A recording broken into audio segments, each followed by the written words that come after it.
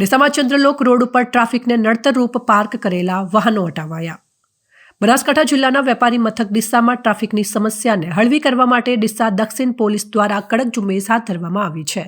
શહેરના હાર્દસમાં ચંદ્રલોક સહિત મુખ્ય માર્ગો પર થતા ગેરકાયદેસર દબાણો અને આડેધડ પાર્કિંગના કારણે સર્જાતી ટ્રાફિક જામની સમસ્યાને ધ્યાને રાખીને નવનિયુક્ત પોલીસ ઇન્સ્પેક્ટર દ્વારા કાર્યવાહી તેજ કરવામાં આવી છે।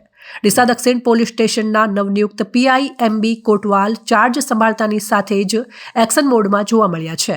તેમના નેતૃત્વમાં પોલીસ સ્ટાફ અને ડીસા નગરપાલિકાની ટીમ દ્વારા સંયુક્ત રીતે ઓપરેશન હાથ ધરવામાં આવ્યું હતું, જેમાં શહેરના મુખ્ય વિસ્તારોમાંથી ગેરકાયદેસર દબાણોનો સફાયો કરવામાં આવ્યો હતો।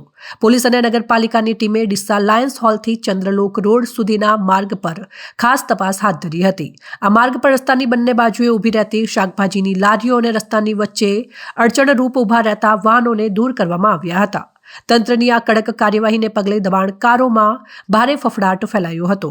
લાંબા સમયથી દબાણોને કારણે સાંકડા બનેલા રોડ રસ્તાઓ આ ઝુંબેશ બાદ ખુલ્લા અને પહોળા દેખાવા લાગ્યા છે, જેનાથી વાહન ચાલકો અને રાહદારીઓએ રાહતનો શ્વાસ લીધો છે।